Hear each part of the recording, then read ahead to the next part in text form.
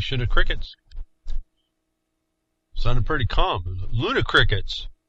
As we run into the time of the supermoons, the 3 consecutive supermoons, so-called. They're coming this month, next month, and the month following. It's been up. All you lunatics out there should have been rejoicing for at least a few hours.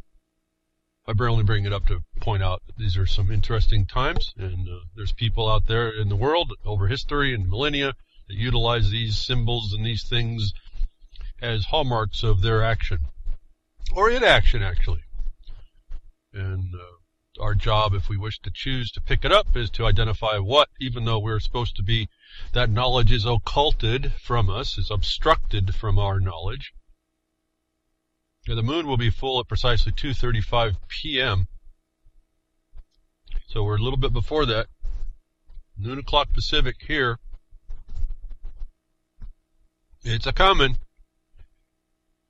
We start very interesting times as far as the astronomical and then numerological and then chronological conditions that we see that some very powerful forces of the world utilize. As I talked about the last few weeks, this moving into this blood moon condition, and then we're going to go into the condition coming up here just another few days, to a couple weeks, 3 weeks, 4 weeks from now, where the Pope steps into a place he's never been before to literally gain notoriety alliances that no one will be in doubt. That then I told you starts this, it like opens the gates to the stinking abyss, and they're planning a jubilee in 2 more years. So all the people talking about this being the end of the world, well, that's going to really crimp the style of the Pope here in 2 years if they're planning a jubilee, and they've got the records to know it's probably going to happen. So for all of y'all that are hearing that wave of division going through everywhere, always the end of the world, and it never happens. Well, maybe for some people, they're not here no more. Coming on, nothing that's really pretty, like I've told you before, I'm pretty disappointed at the solar system. It's a pretty stable place. Notwithstanding every once in a while it kind of gets out of whack, but it's pretty stable. So I'm a little disappointed at that. But it's also a surety as well. But the supermoon coming on, and on Sunday the moon reaches lunar perigee at just under 22,000 miles, 222, excuse me, that'd be satellite distance, 223,000 miles away from Earth. Full moons that coincide with the lunar perigee have in recent years been commonly known as supermoons, though this is not the technical term in any astronomical sense. So this month's full moon is known as the sturgeon moon, the full moon of the summer, the harvest moon, a hallmark of fall's arrival. The harvest moon, a hallmark of fall's arrival, comes September 27th. The harvest moon, folks. Listen to this, what's happening in the Pope next month. The harvest moon. These are, like I said, I can only I can only be a stone skipping along the ocean of knowledge that we have to just dig in wherever we want to see the connections and the depth of what this thing is that we're dealing with. The harvest moon would be the most dramatic full moon of the year, bringing the lunar eclipse that can create what is known as a blood moon. The moon will be even closer to Earth at that time, at just over 222,000, or 6 miles away, and reaching a perigee next September 28th.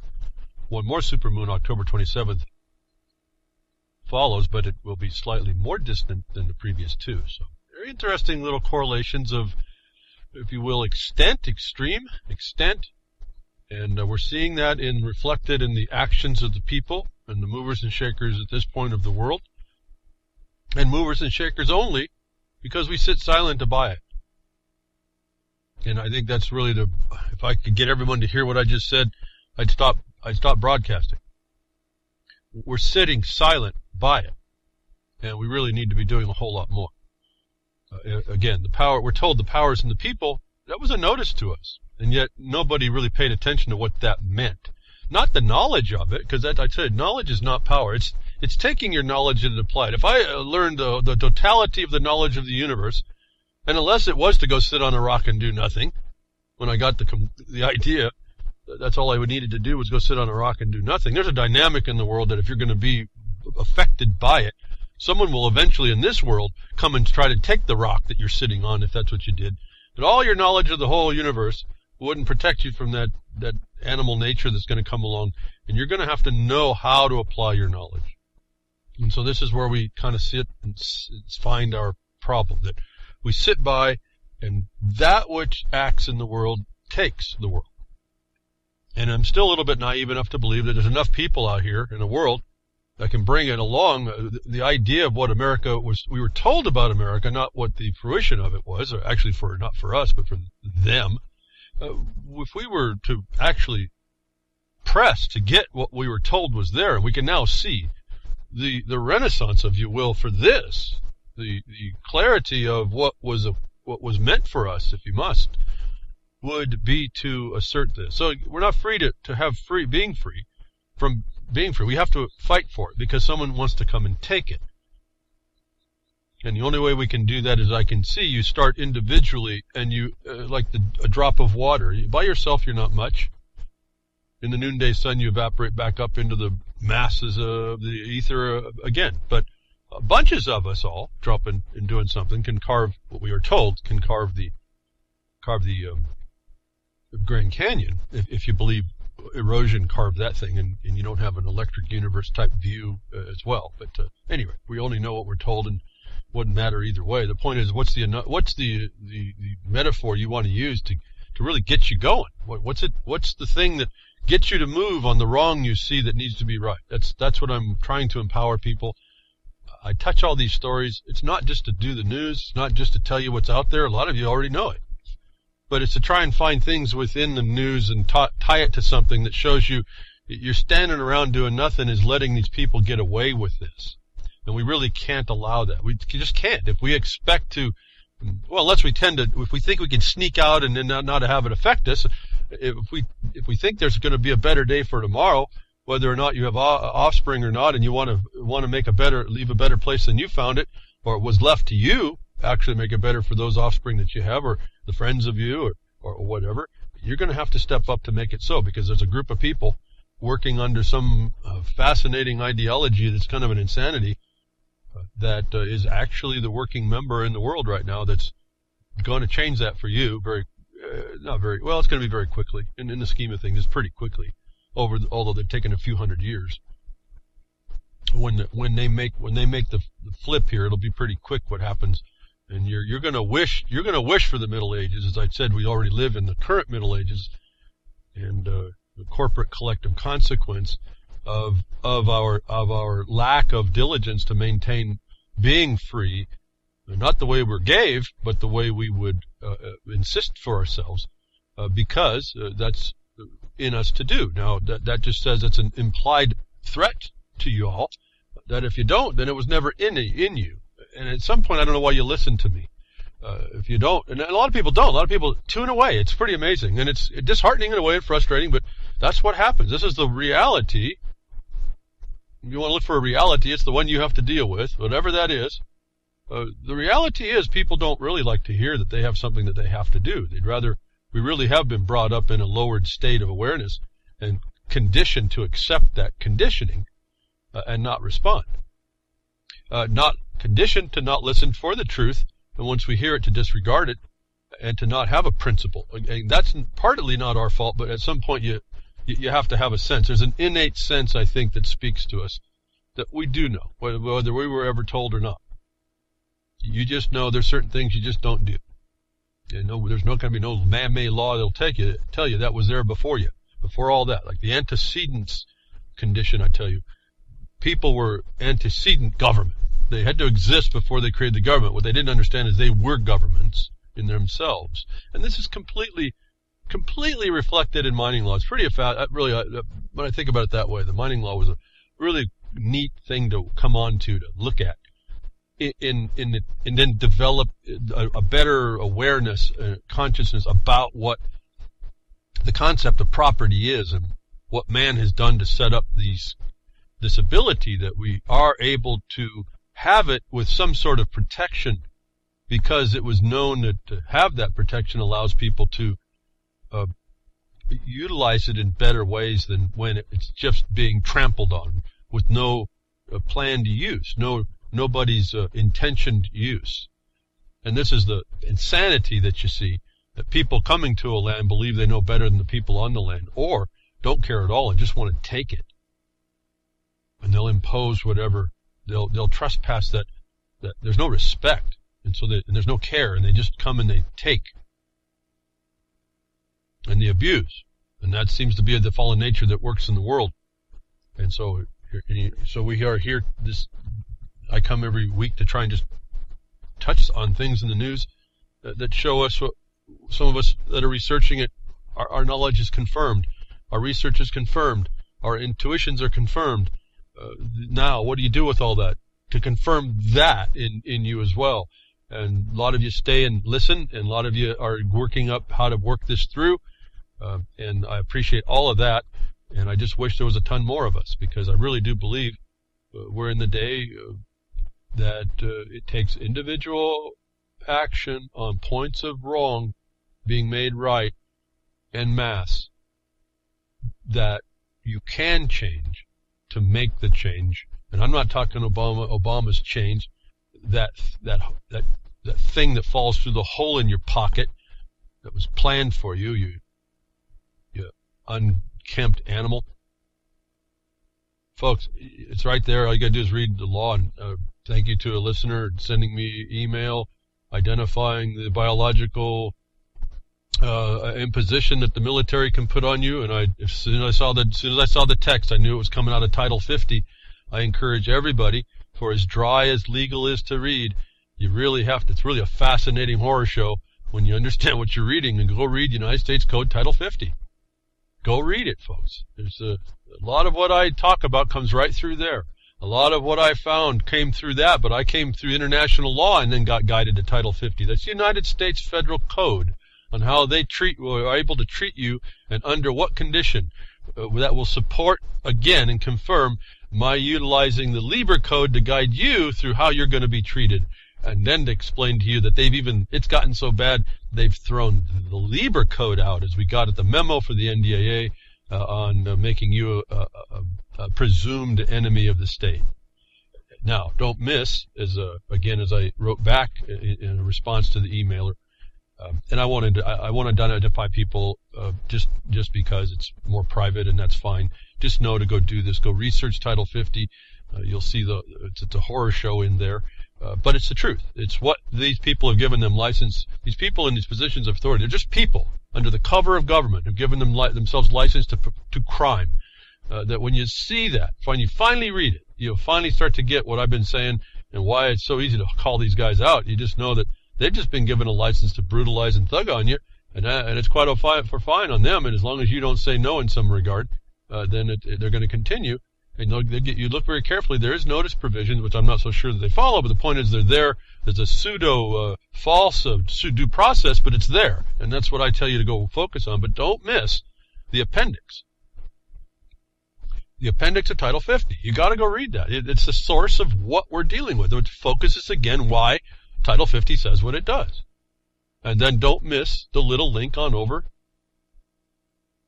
First of all, you have the first link that ties you into why you're an enemy combatant, and then the second link ties you into what I keep telling you, this whole global thing is an economic construct. And if you look very carefully at what supports in the appendix, what supports Title 50, you'll see the economic construct. What that military condition is protecting. And then get us back, now remember, globally, this world condition, the global war. I talked a little bit about. We're focusing now down on the actual active members, and I told you that some of what you see is really just tools of another entity or another action, and it's multifaceted. It's almost beyond me to keep up. I think it is beyond me to keep up. Yeah, but I keep up with a few. That's what only gives me some tangible. Will give anybody a tangible basis to function, so that you know you're not a lunatic, and the full moon's not affecting you at that level. But you have a tangible hold on certain realities that are working. Whether or not they're absolute realities, I can't know. It's no different than your filters in your body. You only have touch, taste, eyesight, hearing. You might have an intuitive sense that you can feel. Like I have a sense right now, and it's being reflected to me, though people don't pick up on it. We went through a time when our earthquakes went diminished. Well, I have a tendency to feel that. And so I can feel that coming, and I started looking for the earthquakes, and sure enough, we had this diminishment for just a short time this time. And it was before the full moon. It was in a window approaching the full moon.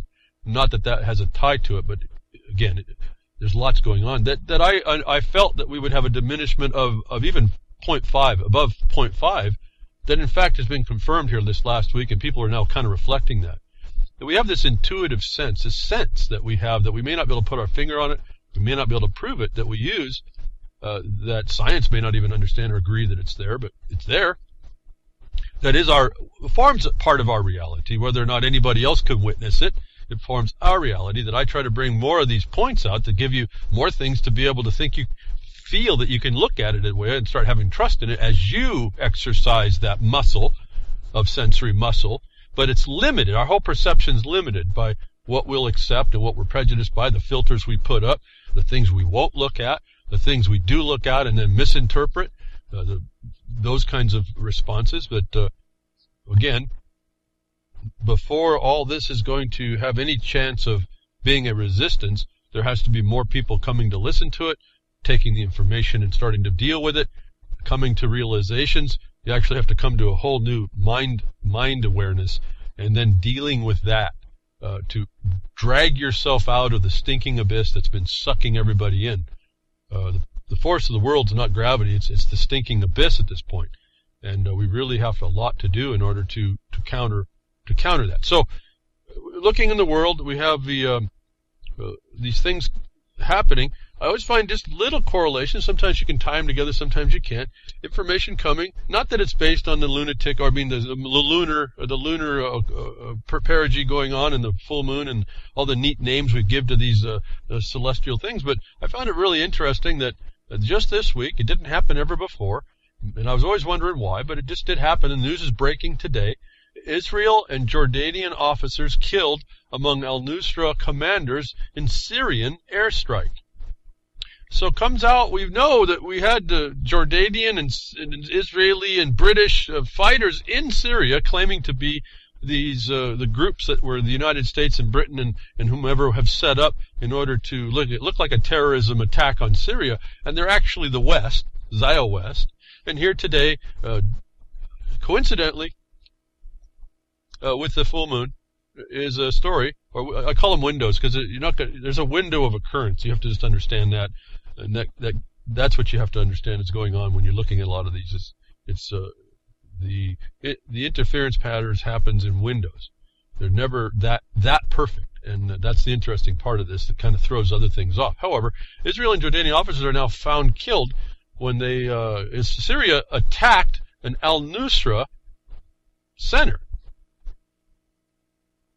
So this is, to me, a big deal, and maybe it's too late at breaking news, and I didn't really have a chance to go look more, but the Syrian Air Force killed a large number of Takfiri militant commanders, including senior Israel and Jordanian officers, in airstrikes on terrorist positions in the southern province of Daraa. Fars, a news agency, reported Saturday. At least 42 al-Nusra Front. Remember, that was the generation of al-Qaeda, al-CIA, no doubt. And is comes from all this. Is us, as I wrote a long time ago on the blogcast. And I wonder if any of you heard me say is are us. It's funny how people are coming up with that. I didn't come up. I just said it. Originating to me, it thought it funny. Is are us.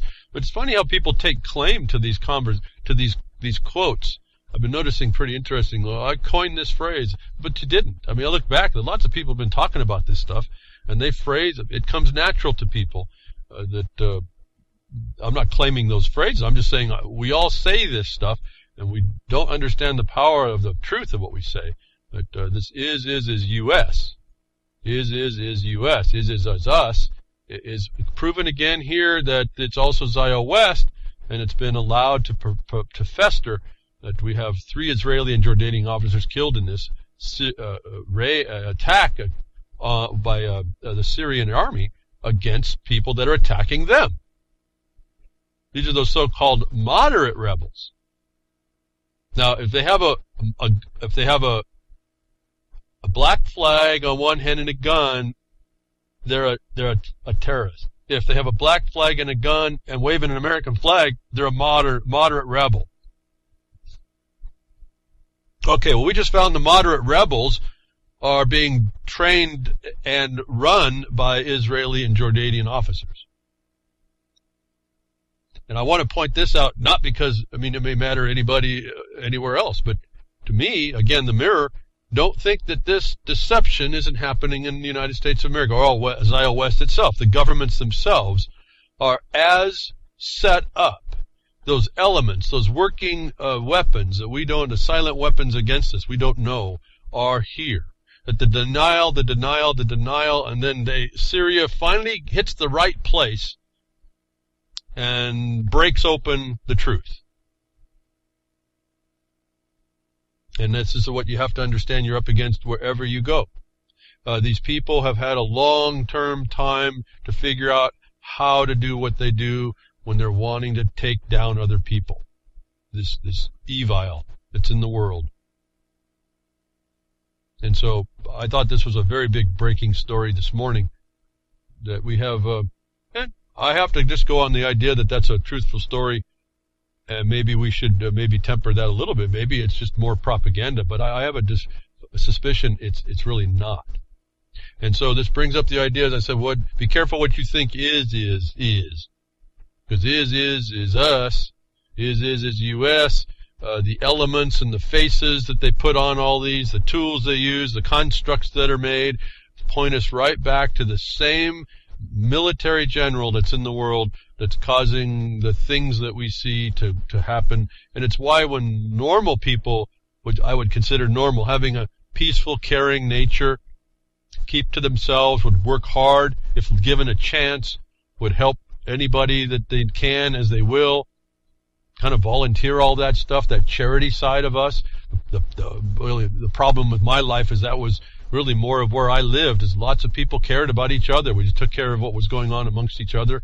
When there was someone in need, you help out. And when you had a need, they helped out. It was just one of those things that the world really doesn't appear to be that way on the action side. And you're not left to be able to do that either, especially with these people that are using the tools in the front organizations, as we were talking about the Pope, and we were talking about the Jesuit behind that, a Jesuit Pope and a Jesuit organization, which is the military side to advance the Vatican's war against the Protestants, which is going to be finalized in a peace treaty in 2017, just 2 years from now. Like I said, if the world ends on September, the middle of September, that's going to really deflate the plans of the Pope here and the glorious win they're going to have in 2017. So the point is that they put in the Jesuits have covers. We found out the Freemasons are a cover for the Jesuit move. We found all this. We found out the BRICS is a cover for the IMF, which is a cover for the Jesuit trained economics people. And my question was, what's the Pope doing with economics? So why does he come up and talk about it? We've had all those news where he comes out and the environment and economics. Well, that's the three-legged stool, basically, the stool that you hear about coming out of sustainable development, which what they more accurately describe as Agenda 21 in Europe. They didn't describe the same here. They didn't want people to see it was that uniform. So they called it sustainable development in the United States of America and the West, and then in the Western West, and then the Eastern West, they called it Agenda 21.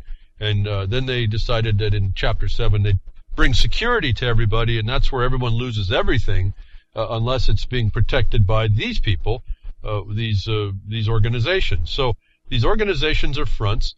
We talked about the fact, I said, be careful who you think is, as you see the attack on completely innocent people on top of it. The Christian faith is getting nailed over there for a reason, and there's a land being taken over for a reason, and by parties in particular in certain areas for reasons. If you start tying all these things together, it's really fascinating to not come away with that this is a plan.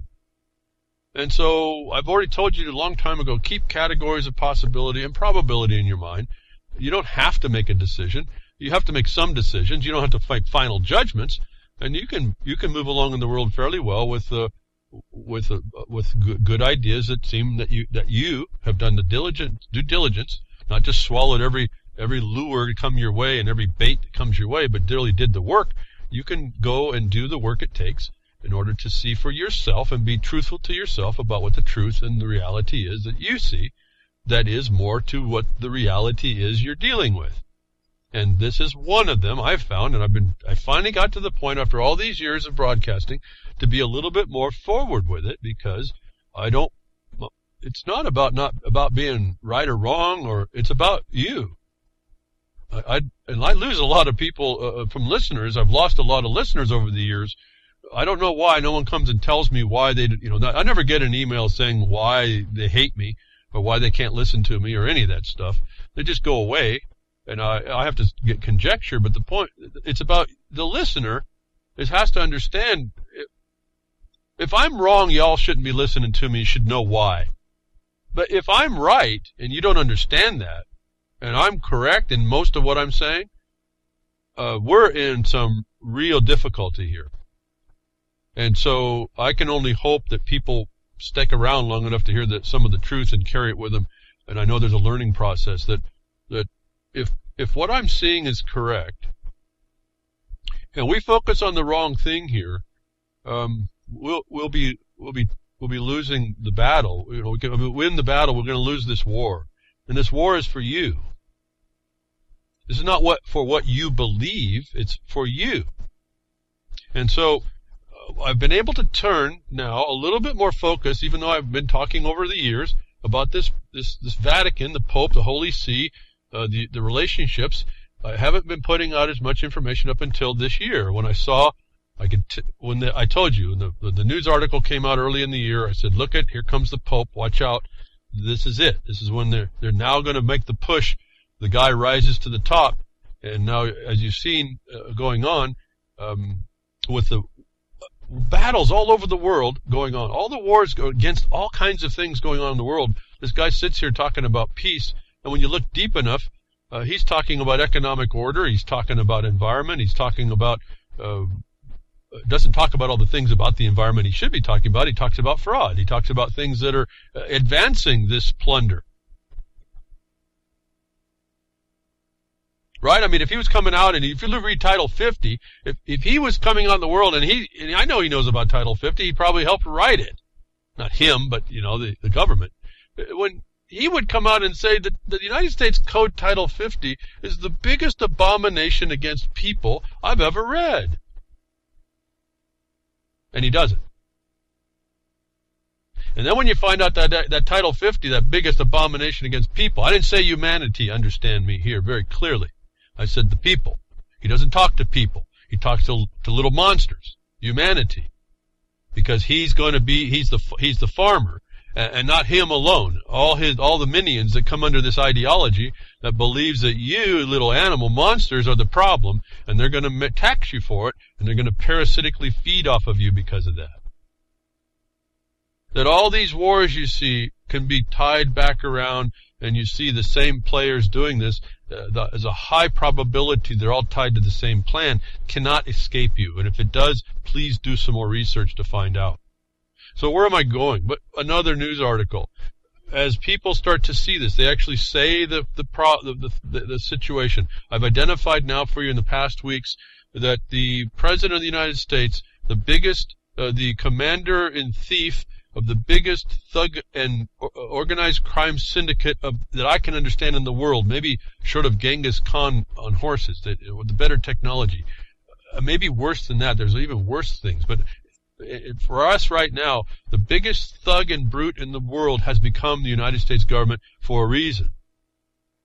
It didn't constrain itself and did not entangle itself in foreign engagements. It entangled itself for reasons. And we sat silent as crickets. We, the people, supposed. I told you that this unqualified one with his military might just handed moral authority to the Pope should not go away from your gaze and understanding about what this means. That it comes up again. People are seeing this. I wanted to bring it out some more. There's more things being talked about this that are being told to you right up front that are connecting the dots, and people are going to let it go right by them, that I think need to be observed, even in their discussion. I mean, just like we're talking about the rock star status. That's celebrity. It's not authority. It's funny what we've done to ourselves. But we've taken celebrity and turned it into authority. Sweeping into office in 2009, President, the unqualified one, Barack Obama, captured near rock star status around the world among millions who saw him as the embodiment of a new sense of social purpose. Understand, this is an author who's writing this, and I would say to you that this is more of the promotion line. I didn't look at this guy and say he was the embodiment of a new sense of social purpose. I said he was going to come and destroy you, this guy, this unqualified one. Oh, wait a minute, that's the social purpose of the church. Oh, excuse me. So it's not a new social purpose, but that's what it's being promoted as. Now, that baton has largely been passed to Pope Francis, whose visit to the White House next month, during the other moon, the one that's closer and bigger and badder and bloodier, next month will put his common cause with Obama on vivid display. We're right back to what I saw coming in January. Here it comes, folks, the promotion. It's displayed now. It's out. Now, what you want to tell me, what common cause would the president of the office of a nation have with a totally foreign government? Especially one that espouses control of everything. And possession as well. This right here is a treason to start with, even just in the description. I just want to point out this is now flagrant. This connection is now flagrant. Obama has made no secret of his affection for the outspoken Pope, calling him the transformative leader whose influence has transcended the Roman Catholic community. This is very powerful writing that knows what's going on. They use the terms to throw them out to you, but in fact they're telling the truth of the source, the actual source from which this is rising. And the transformative leader, you'll find out they transform everything from what it is to what they want it to be and what it's been planned to be. And they win, and they do it through these consensus-based methods, and they win by lying that they got your consent. Why it's so much more important that you fully bring out your lack of consent. He says it transcends the Roman Catholic community. I'm speaking now to the Catholic Church community. Listen to what this writer is writing. This is the truth. This Pope, this church actually transcended, before it got started, transcended the supposed Roman Catholic system. It was never based in that. But this, in fact, is the truth, that the Roman Catholic community is being transcended by that Pope to bring on the order that was actually behind the scenes that the Catholic Church was running cover for. Another tool, another element of cover, another nested doll.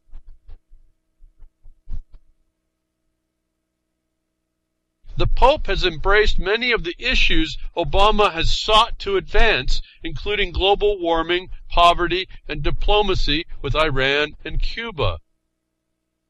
Well, maybe that's why Obama's there, because he already did that. And, war on poverty has not worked too well, right? In fact, it gets worse. The war on drugs gets worse. Diplomacy has gotten worse. I don't even know if I see statesmanship anymore. But global warming, we can prove, is an outright fraud. And remember, it was in the news that Obama acknowledged the moral authority of this guy, the Pope, to advance a fraud on everybody. And that seems to be quite fine. And the baton is passing from the celebrity of Obama to this guy, the Pope, the promoter of fraud. in a position that's transcending what the Roman Catholic Church people, the faithful, believe was being told to them. A few of which are calling this out, only a few. That first paragraph and the second paragraph of this report really was a telling position, really clearly stated that if you understand the meta language, if you understood the code, you'd understand exactly what's being said here. There's nothing threatening in what's being said. I'm telling you there's a destruction in those two paragraphs alone. A destruction of ways of life that everyone thought was theirs to have and decide upon. Teachings. See, they don't care about how you're faithful. In fact, they hope you're faithful, that you're good Catholic, that you're good and faithful. That binds you. And they're not above deceit. This is not about attacking your beliefs. This is about trying to expose the criminals using those beliefs to hurt you and others. That this two paragraphs, Josh Lederman wrote it, is absolutely on point in telling of the disaster that I think is missing in a lot of places of discussion. That when you see, this is a way, if I kind of let myself get loose up a little bit, I kind of go to my little kid side, it would terrify me to know this is a boogeyman that's real. This is the guy you open the closet, he's actually standing there with a knife and a gun in his hand. I mean, this is like in your bedroom. This is happening. That if we don't see it that way because they don't position themselves that way. And that's being the chameleon. That's the transparency that they move with all the time. I'm fighting with this, not as a fight, more than a condition of the war that we engage every day. Maybe why I'm a lot sensitive to what I read here as being exactly what they're saying. And maybe, just maybe, even beyond what Mr. Lederman might even know, although I don't know. I think this has got some for as concise as it is in two paragraphs already. Remember, common cause. What's common about individual rights cannot be something that Obama could promote, yet he has, and it's winning the day, because all y'all, and even me, I can't get to all of it, so whatever I'm silent on gets passed too, right? So we can't do it all anyway, but each one of us, in our way, being silent on anything, is conceding and consenting to this plunder.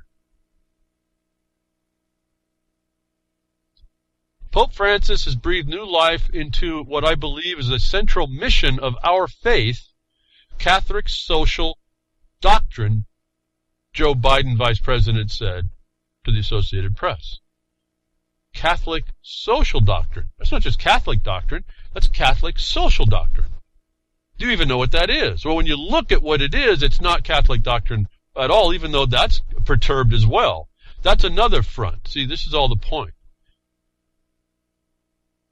And so the Vice President is involved as a Catholic, advancing this plunder, this fraud, this deception, this imposition, this inquisition, this new religion, this new covered religion. It's an old religion. It's an old control construct that is now being told to us, the possession of the rulership of which is being passed as a baton to a foreign potentate, and coming to the soil of the United States to claim the soil again for you to see. And no one's going to say anything about it, is my thought. I hope something happens more. But the point is here it is. We're seeing it. Invoking key elements of Obama's agenda, and Biden added that Francis, quote, has become a moral rudder for the world on some of the most important issues of our time, from inequality to climate change. Isn't that just restating what Obama said about the moral authority of this Pope, that I don't know about the inequality, I see he's living in a pretty fancy place compared to what we have behind the woodshed. And as far as climate change, I know that as an outright fraud. And that's the moral rudder? Folks, this ship of the world is going to crash on the iceberg of truth here real soon if we don't pull it together. And we don't look through this authorita, this false authority, the costumed plunder, the costumed parasite, the costumed harm, the costumed evil.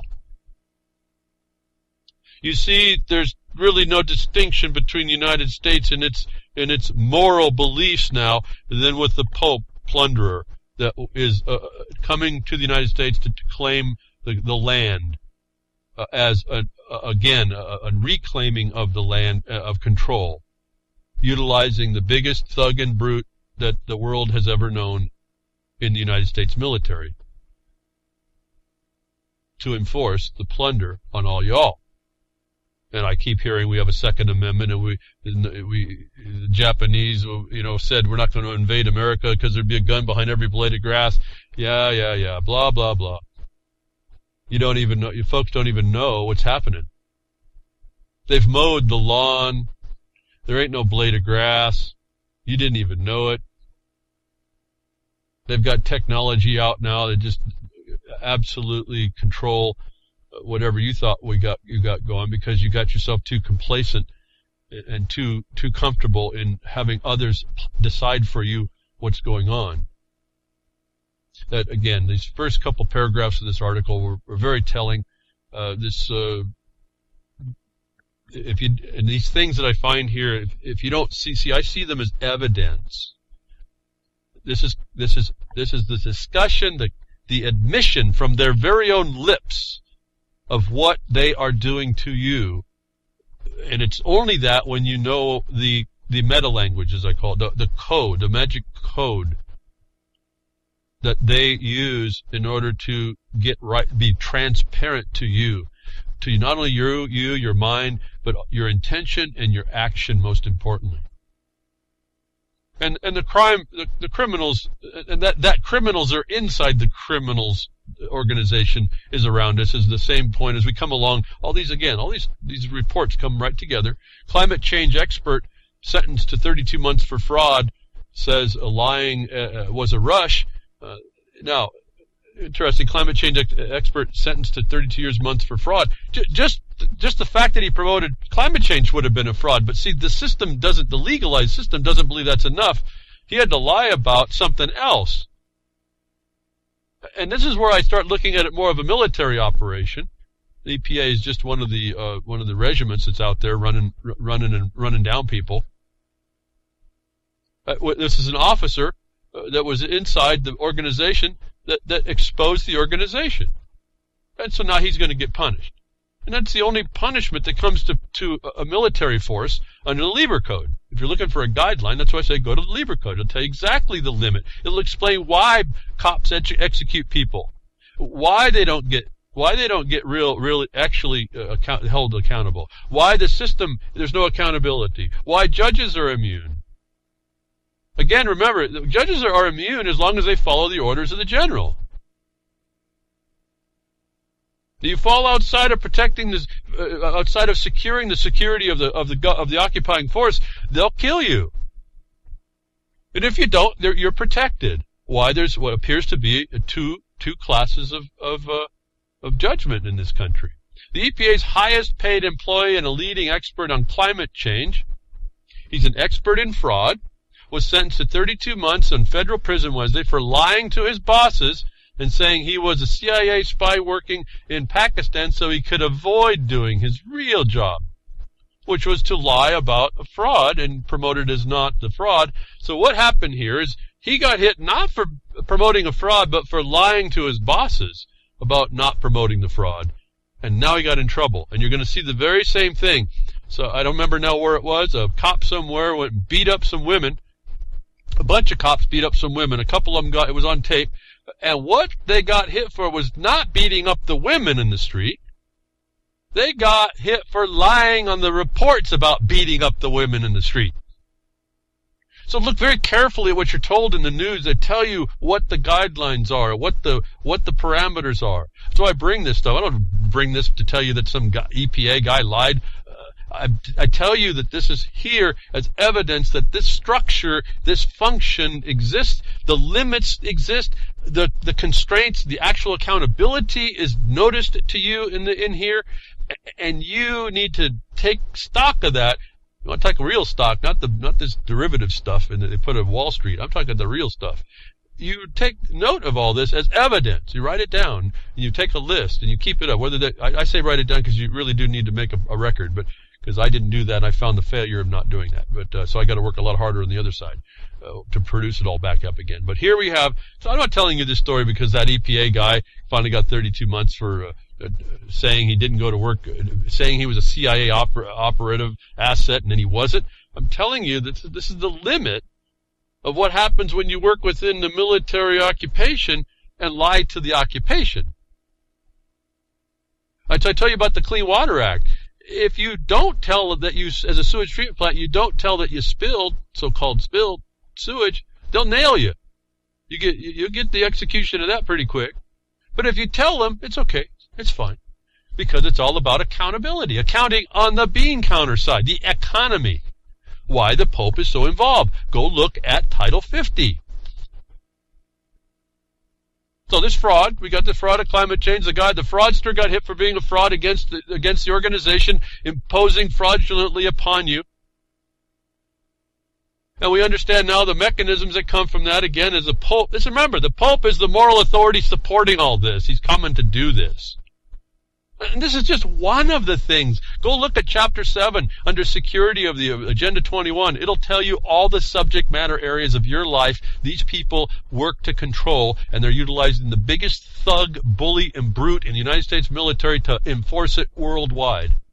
If you can't see that, maybe you don't want to see it. That could be. Behind the woodshed buckets of sand may, again, we still haven't produced that product, but you get enough of you demanding it, maybe we should, and I can maybe make a few dollars here and there. We can carry a portable bucket of sand so you can keep your head in it. If you can't see these things, and that they're coming to hurt you with them. If you feel overwhelmed, I get that. But that just means you better start coming up together with a bunch of people to start learning what you need to do so that there's more of you to protect yourself, because it's coming on everybody. That this is the moral authority coming on the world, and this moral authority is being found out, again, is evidence that no one's using quite yet. And I'm saying this to help you know you can use it. The report now, carbon credit scheme linked to increased greenhouse gas production. Because it's done by legal system, they make loopholes always. And people exploit those loopholes. This is probably the biggest problem with the TPP as well, or TPIP, is that there's going to be these corporate loopholes. As I've said before, we live in the corporate collective consequence. The current Middle Ages is this condition where this carbon credit is a money system by debt, made over by credit, by debt, taxation, imposition, over a fraud to create a whole monetary system. Electrons wasn't enough, apparently. They wanted to do now carbon molecules. Actually, carbon dioxide, I should say. But within this scheme, they tell you it's a scheme right off the top. There was a loophole. Now, what I found was interesting propaganda is this story from Nature.com points the finger at the Russians and says they and their factories figured out how to use the loophole to actually make a lot of money with the carbon system. In fact, the whole thing is a big fraud that has no real money, but it creates a theft of wealth and theft of production. That they're pointing the Russians to, that I have to say, the Russians aren't the only one that know about this loophole. And so this Nature.com has got a propaganda going, but it exposes something to us. That the moral authority that the commander and thief in Washington just handed to the Pope, the baton passing, is a guy who agrees with loopholes to allow countries to take advantage over a system of fraud and plunder.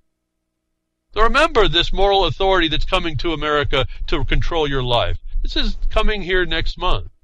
Factories in Russia increased their production of industrial waste products and then claimed millions of carbon credits for destroying them after an international trading scheme went into effect. Now remember, they told us this carbon market had died. It didn't, folks. It just got hidden. Again, as we see, they kill things to keep them going so you don't know that they're there, and they start up new things, and they dazzle you with the new thing while the other thing looks like it's dead. Like we heard with Martin Luther and the Protestant movement and all that. And then the Jesuits came up and then they were outlawed, but they were still working. And then now they're coming to kill the war on Protestants. It's coming in here, the peace treaty. That was another front. Martin Luther was probably another front. I mean, there's really, what's reality is really a difficult thing to start seeing. And a lot of this would be conjecture. The point is that it's doing something in the world. That's what you look for.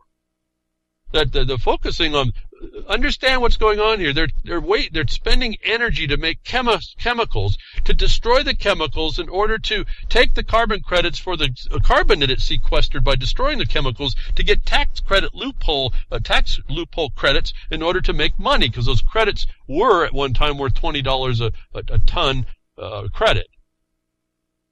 Now, that market is just like any other market. It fluctuates. I hear it's gone down. The point is, it's a scheme, an artifice, built on a fraud that this Pope is the moral authority agreeing to, that exposes this climate change to be a continuing scheme and artifice. So here, we got everyone supporting, not everybody, I'm talking about the movers and shakers and the imposers. They're agreeing to a scheme to plunder some more, and I hear crickets. I mean, the effectual side, I hear crickets. I don't hear anybody actually attacking this in any actual responsible way. I mean, I hear lots of moaning and complaining, I guess is the point. So we have these things that these people bring up. They're frauds. Oh, we're passing the baton. The transformative beyond the Catholic Church ideology and the Pope. Yeah, it's the Pope of plunder. It's not him. It's the office. It's the organization itself. It's the mechanisms they've gone to put this whole thing together in the world over millennia, folks. This is beyond us. I can't even conceive how this works that way, actually. And yet, there it is. These people speak, you can see now they speak with a forked tongue at least. The proof is everywhere. This guy, Obama, hands over, he talks about these common causes. He hands the baton of a celebrity over to the Pope to now run his own race. The unqualified one's going to be right behind his back covering him. Make sure no one take him down. Whether they take out a pope or not is irrelevant. They'll put another one in there. It's the entity, the institution. It's the belief that that's an entity and an institution. It's a belief that those people have, it's like derivatives. As long as you believe in it and we all agree on it, that's a contract. Law, legal, not law, but legal will support it. And when you go to uncover the unconscionableness of it, the legal will turn a blind eye to it. You have to know that's a reality. So I tell you periodically about my friend who went in and got the cop to say on the stand that he was a man. And as soon as the cop testified on the stand for evidentiary purposes that my friend was a man, the judge stepped in and says, I know where you're going with that. If I allowed that fact into evidence, we could not prosecute anybody, is the kind of stuff I'm talking about. We're talking about statuses and identities and fictions, and some people get lost in this straw man. Yes, it's all straw. Legal is straw. Okay, so don't get all wrapped up in it. That's just what they do. So what you do is you make evidence to cut to the chase, and you find out that system is a system of plunder. It will not allow the evidence of your freedom. That's when you start seeing you live in an occupied territory, you live in an open-air prison, or whatever plantation name you want to put down on it. It's not your place. And one man in a courtroom getting the proof is not enough. Two men knowing that proof to create it was not enough and is not enough. And so we need everybody. We need everybody to know the truth of the things that I bring, whether or not you believe it's truth and whether or not it can be completely proved in a moment, I don't know, but it's there to use, it's there to dig into. that these people are certainly not beyond lying to you. It's how I identified this unqualified one when I didn't know anything about it. I was so far out, folks, I was out in the woods. From out in the woods, I could tell this guy was coming. And he was no good. And yet everybody still embraces, not everybody in the way they embrace it, they still allow him to stay in office because they're not moving in mass to throw him out. That he comes up, and there was just a shooting. I don't know if you heard about this shooting. This is, again, the moral authority working, folks. You got to understand this. This is the moral authority moving a baton from one place to another. That's removing now the obligation in a way as well. That going to focus now the attention on the new guy taking the stage. The old guy's moving out. He did his job. He's going to get highly rewarded. The new guy's coming on. You see the international transition of the major thug, brute, and bully of forcing plunder and violence, handing that over to the guy who is dictating it somehow. Not him. Remember, the general's behind him. But it's still there. It's the same thing.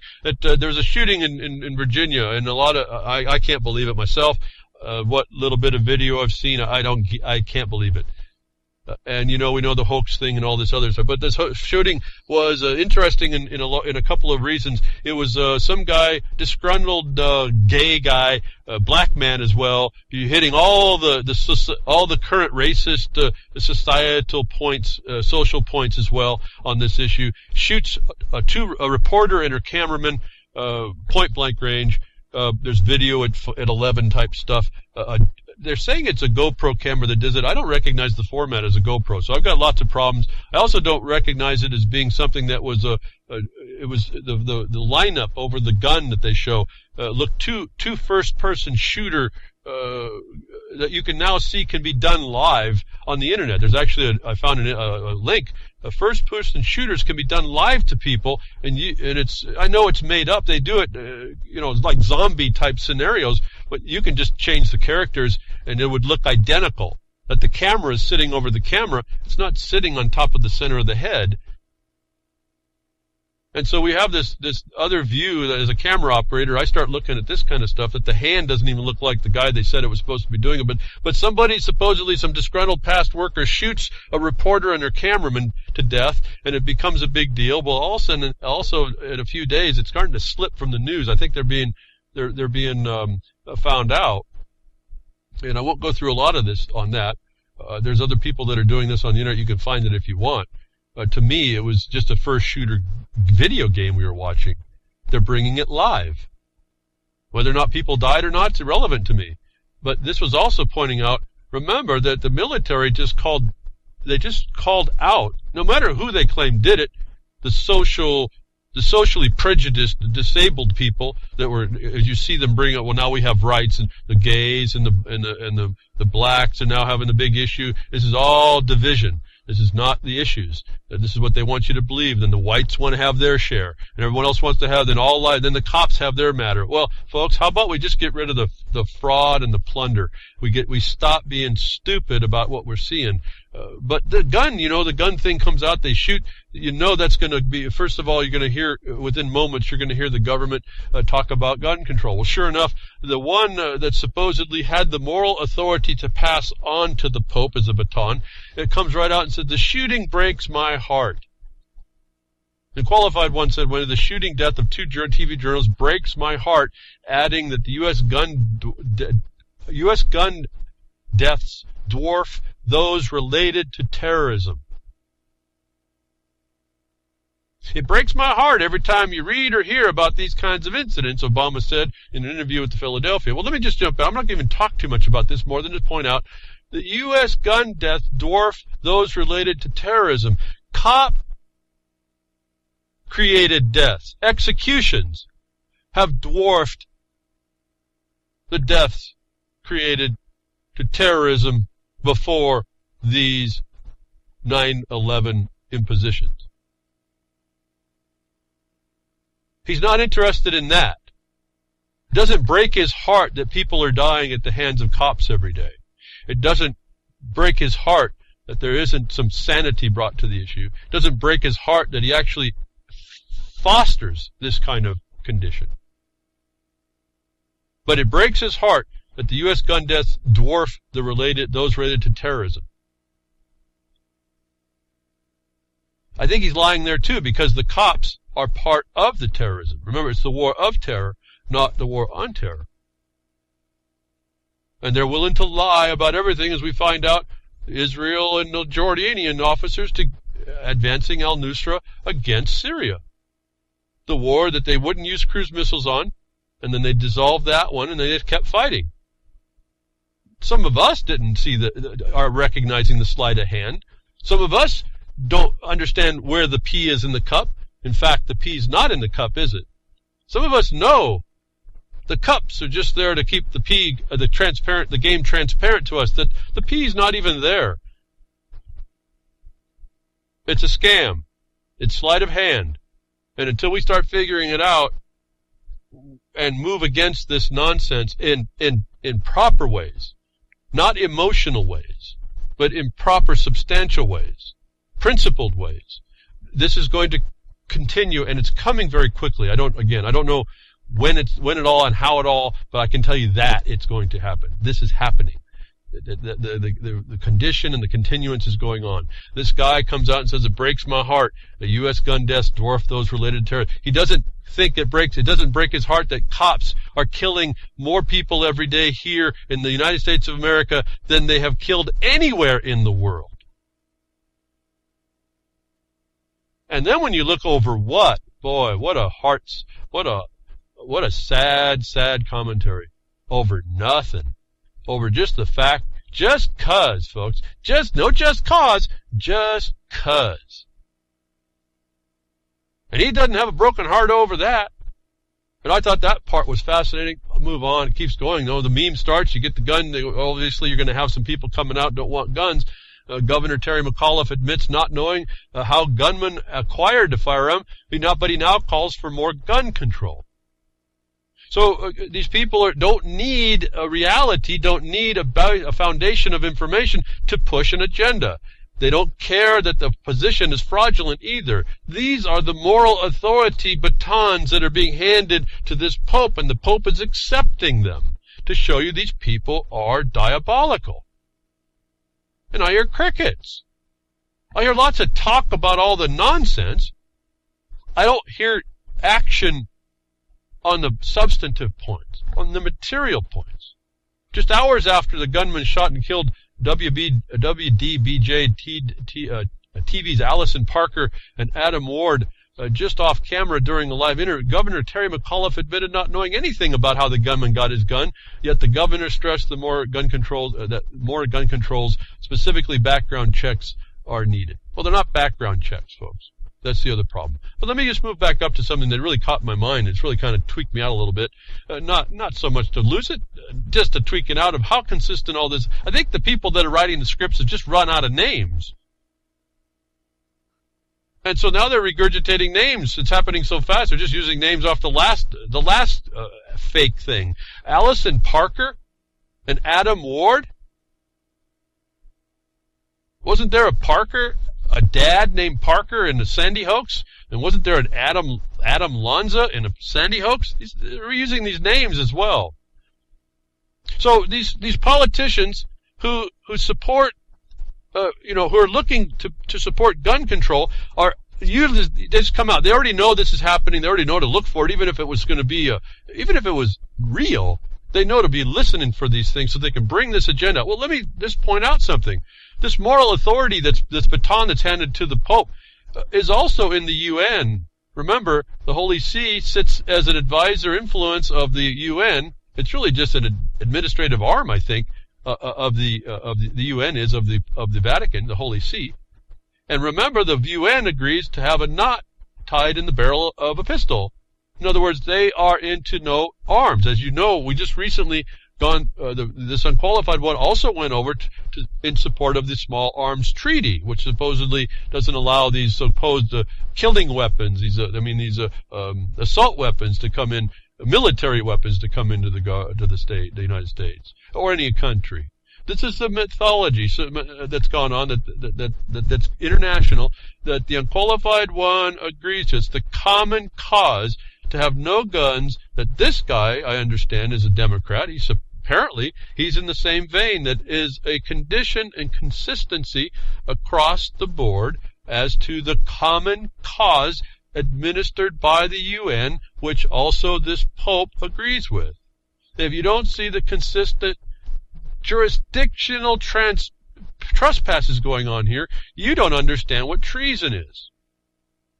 And that's probably why we got crickets on that too. But this guy comes out, he got no basis, so he just says we need background checks. They need something. See, the Supreme Court's been giving them the little footholds. But we have the Parkers and the Adam Lanzas in this issue also being now used to get gun control. And at some point, it's not about the gun control either. They really don't, as I conceive it, this is just another divisive issue. The guns are not supposed to be touched. They call them firearms at the federal level. They're not what you have under the Second Amendment. No one really looks at that so well. And if you do, they're going to contort something so that they make the mass of the people who don't read too close kind of misread the point and what they were after, and they'll get you to believe that it's relevant to you, and that firearms are relevant to you. And in fact, firearms are just a very narrow type of gun that is regulated at the federal level. They're not everything, and yet we don't understand that somehow. The predictability of this nonsense of which to try and keep beating down on you, and no one stops to say about that beating down on your psyche either. It's been now covered underneath the right of free speech, but you have the right of power down, a click away, that money, so-called money, even the money that they take, whatever they consider that you're in control of, you can vote with your bucks. You have the final say here that would stop a lot of this. But this is so ingrained, and I think they may have had a misstep, and it also comes out today, this shooting and then the gun control and the consistency with the UN, and they don't want your arms. It's a facade. That's not going to, if they don't get you, if they keep you focused on that and not acting correctly, they win. So it doesn't matter when they come and take the guns. Even if they lose, they've got you focused on the wrong thing. The U.S. network postpones Mr. Robot finale as it contains graphic scenes similar in nature to the live on-air killings in Virginia. First-person shooter games have gone live, folks. Fascinating technology how they do that. And there was even going to be fostering emotion around the killing of people. First-person shooter reporters. It was going to come on air. And now it's probably actually just a story so they can make it sound like it was something important happening at Virginia when it didn't really happen. Oh, but they had a movie was going to come out. You were going to get it anyway. Or not. But remember, the military said that journalists are now enemy combatants, or can be conceived of on their say. No different than the NAA says you're an enemy combatant and you can be held without due process. Now it's open season on journalists. You got two conditions happening. One is it's open season on journalists on the government side, and it's now they're going to set it up so they can protect them on the other.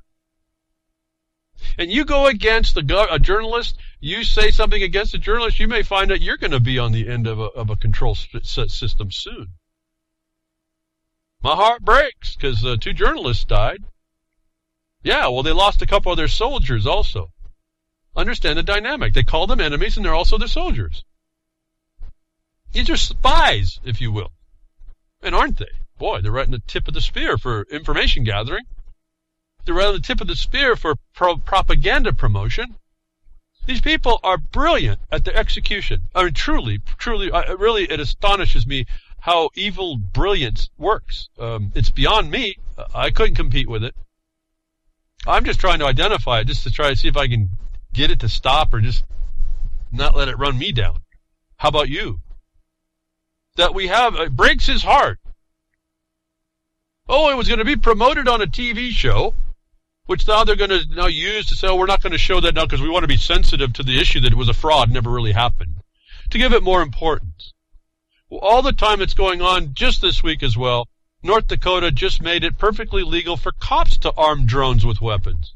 See, while it breaks his heart for the terrorism, it didn't break his heart over the cops killing you, that in the same week, North Dakota is going to allow, through a gut and stuff condition that happens in bill making, changing law, the intent of laws inside administratively to the legislature. It was going to take a bill that was going to protect people, requiring due process before cops can use drones. Somebody gut and stuffed a provision that actually allowed the use and the weaponization of drones by the cops in North Dakota. I didn't see the unqualified one coming out to have his heart broken over that, folks, if you didn't understand the military nature of the prison you live in. Just when you think you've seen the wildest story, it's going to get wilder, folks, about drones, like the kid who strapped a gun to one, something even crazier always seems to be just around the corner. Well, when you're dealing with insane people, folks, when the inmates are running the asylum, when the psychopaths finally reach the top, what can we really expect? But well, today we've reached reached that corner. A recent bill amendment in North Dakota officially legalized police use of armed drones anywhere within the state.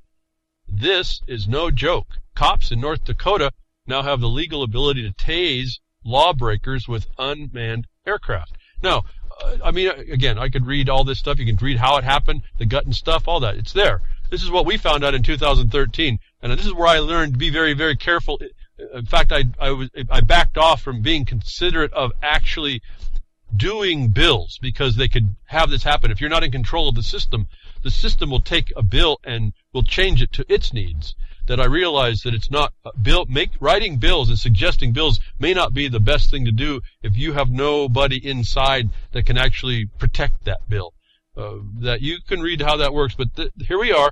Obama's heart's broken over the killings, but not heartbroken that the military can execute you with a drone now. And I say that because tasers are now being found out to be a cause, despite the fact that the private-public partnership of producing products for the government to beat you down with, the company that makes those tasers denies attorneys. He must have good attorney, because it's deny until beyond all doubt denies that those tasers can kill you, denies that a beanbag can kill you, denies that a flash bang can hurt you beyond what's required to actually do an arrest if it's legitimate. And that level, I don't even know if I think an ant could cross the bar for the level of reasonable cause they've allowed that really is not just cause for doing what they do. However, so here we have now a gut and stuff provision in North Dakota where they can kill you now by drone. RoboCop is just coming right all over us. These movies, they're just fiction, right? And here's maybe why. All in the same time. We're reminded again. And this one went without anybody's discussion at this point. Private prisons threaten to sue state unless they get more inmates for free labor. Now, how much faster can they collect you up? They just run drones around and just taser everybody in unconsciousness and just come pick you up like the Monty Python movie. Bring out your dead. You're just laying in the street. They just come with the paddy wagon, throw you in, and now you're shanghaied into one of these contract prisons. Suing into business. Freedom is apparently bad for business. Well, I don't know about freedom. Being free is, but freedom, that's a range of motion within a constraint, remember. Just use the physics definition of that. Works really well for what we live in. You can go, you have a range of freedom, a range of freeness inside a frame. That's freedom. It's not being free. That's the message from the private prison industry, which is threatening to sue states if they don't start locking more people up. The private prison companies, well known for profiting off of incarcerated and crime, slave labor, folks. Remember, the slavery was not abolished in the United States of America. I don't know where people get this idea. The 13th or 14th Amendment, well, 13th Amendment, or 15th, I don't know, 13th Amendment I think it was. It allows for prison slavery. Go read it. And then you walked yourself into a jurisdiction and legalism, and a corporate legalism that you didn't understand, where the bar association's controlling it all. Why we sued the bar? Why we sued the system of destruction? We didn't let it we didn't let it have a say. People try to figure out how to do this. It's just go after the people who are the cause. Don't forget that the system itself is the cause of your harm and your damage. The violation to that Republican form of representative government, the establishment of which was supposed to protect property, as we can see was supposed to happen in the Declaration of Independence, however flawed the Constitution is thereafter. And I use a different set of different relationship and law set to get us there than most people kind of seem to understand or can articulate. And so I can get to those proofs pretty easily that are not obfuscated by any of these subsequent documents. When I go through this mining law and the relationships about power, property, and grants, you start seeing what's really going on. The prison system rely on a certain number of inmates for free and virtually free slave labor. They're going to sue to have the state match that. So now, what does this mean? It means you're going to a court of law, and the state has the obligation to keep its contract fulfilled, isn't it? And you were never a party to the contract, were you? And so the point is that Obama, qualified one's he's not heart sick over the fact that we've started private-public partnerships to do prison work, which is Agenda 21 on steroids. It's the implementation. People don't understand that. It's underneath state security, remember. Security being Chapter 7 of Agenda 21. But this free inmate labor, or whatever 20 cents they pay you an hour, is demanded to fulfill their obligations, because those contractors have obligations, don't they, of production. That undermines the people's production where it's in the market, where it's subject to market forces. That you get brought into a system where the state is a real party of an interest, and their sentence of which is going to have to now be compliant with an obligation they have to a private contractor under contract law, should give you an idea of what you should say in an arraignment, that they're not capable of administering justice because of that contract. That they should, and now you challenge the whole entire process of the state being able to do public-private partnerships in that regard, and you know that that's the case because it came off from international law, and it can't be constitutional. This answer is so simple, it drives me nuts that people haven't seen it. As soon as you find the source, it's not from a Republican form of representative government, it is unconstitutional. And yet you have the seats of decision in the rule of law, which is the legal arm of the UN, of the Holy See. How do you get there? Through the memberships, the certifications of the bar associations, the memberships of the International Bar Association, which is the legal advisor to the Holy See. Go read the history of that organization. Everybody's a member. So here we have drones that'll track you down, tase you. Why? To fulfill a state contractual obligation to a private industry to keep the jails full so they can produce by slave labor. If you don't understand, you live in a prison, open air prison, folks. You live in an open air prison. They now don't have guards necessarily walking; they have them flying, and they'll just tase you, and they'll make it up. And you're going to find yourself shanghaied like the guy, old guy in a bar somewhere in San Francisco. He gets hauled off somewhere. He's going to put in slave labor. It's no different today. And I hear crickets.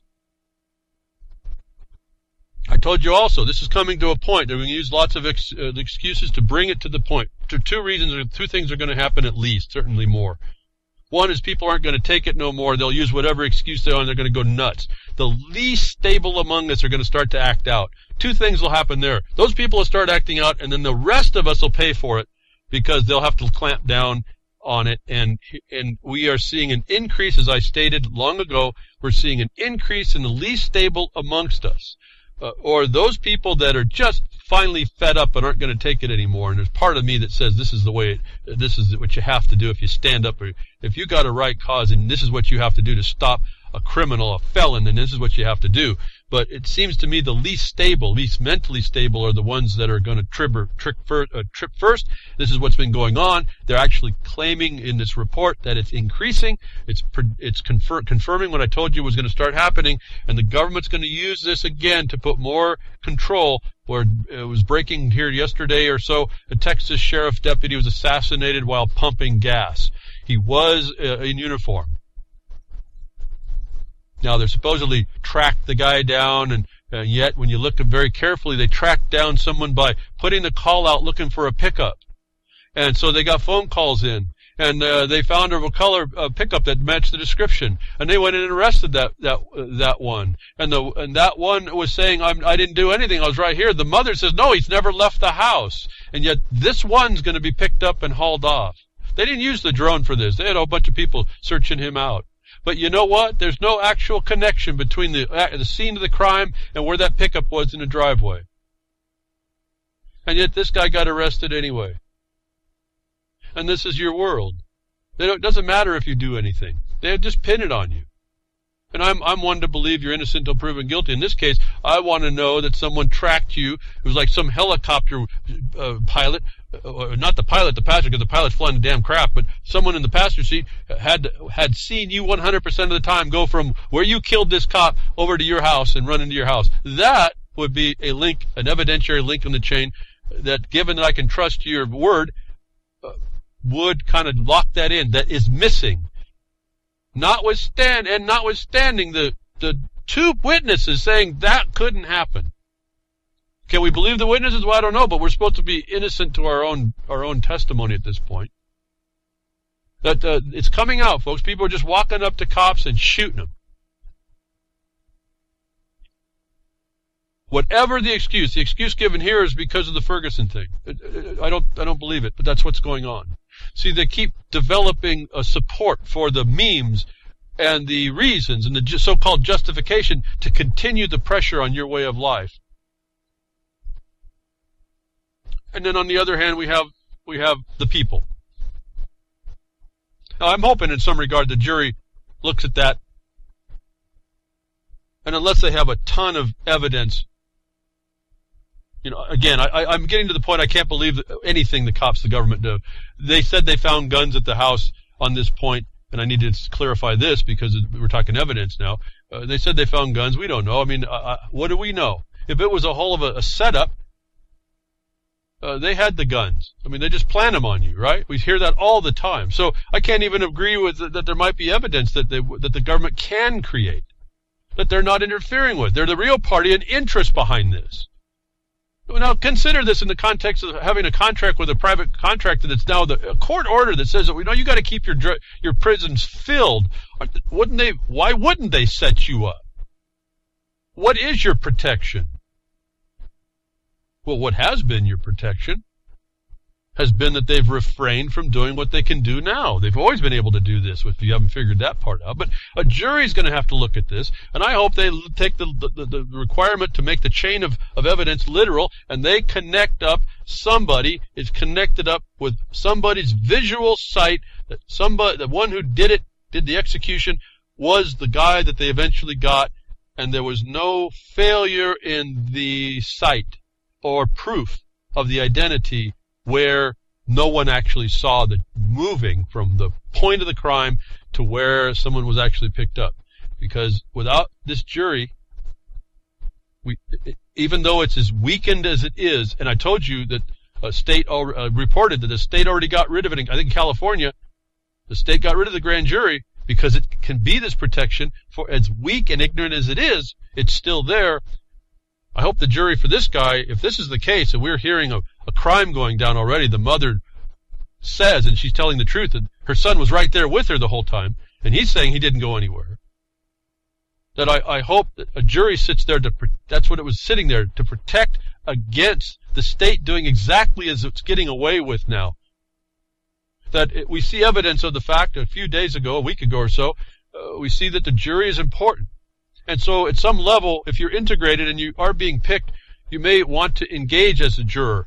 You may want to work hard to get into a grand jury because you can be the common sense that eliminates all this nonsense of non-victim crimes and the failure of actual evidence and over the oppression, the imposition that a prosecutor will do in favor of the state to try and get somebody to be prosecutable at the grand jury level or prosecute them where you're sitting as a juror. You have the ability to say some things to stop really an injustice underneath the color of this authority. This is all a felony going on. The Kansas jury revolts against stupidity of marijuana laws quote, they felt that marijuana should be legalized. This is a grand jury who says, finally, this is nonsense now what you do.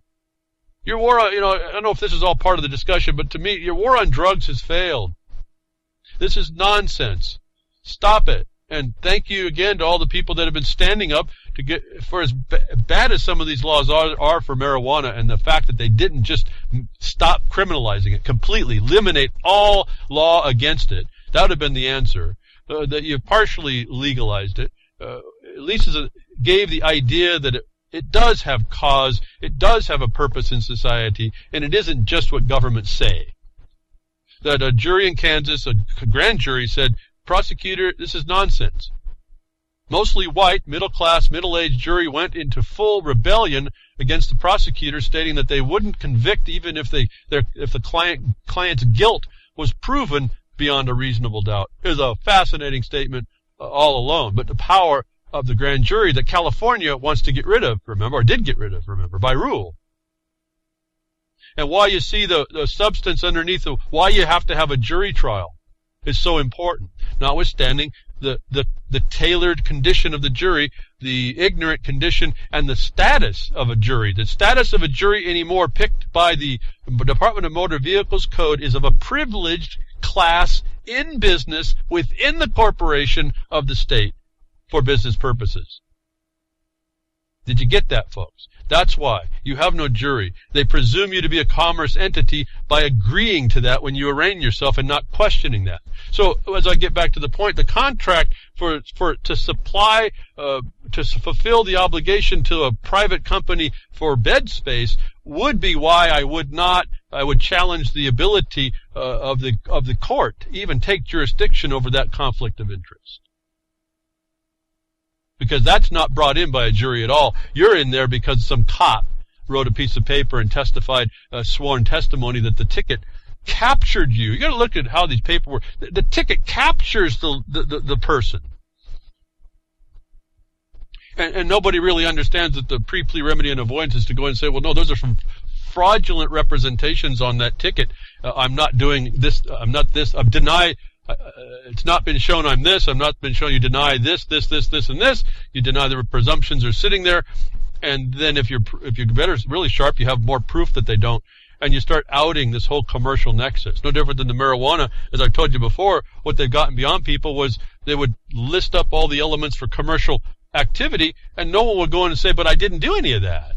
And therefore, that law can't apply. And then I pointed out to you, if the law doesn't apply because there's no commercial nexus in actuality, and there was a false representation, a fraudulent representation that commerce was being done, then in fact, utilizing marijuana was never illegalized. And so the legalization of recreational use now is an encroachment on that, isn't it? How stupid are we, folks?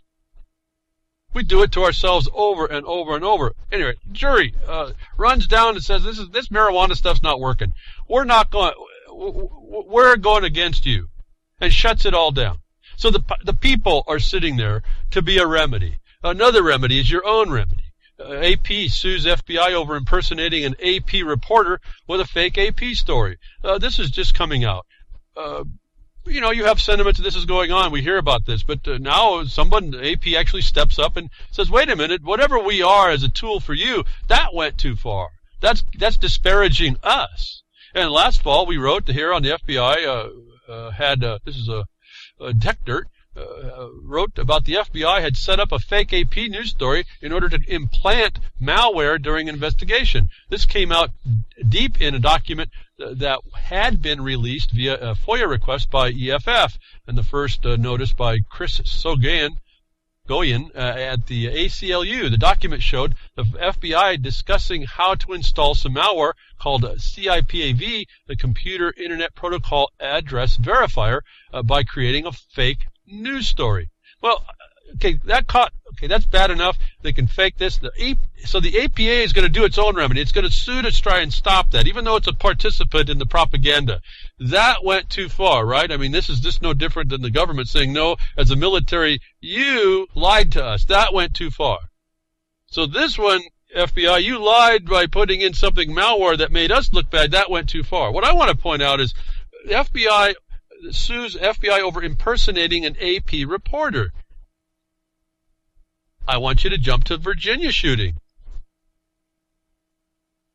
If they'll do it on the internet, they'll do it right in your face, folks.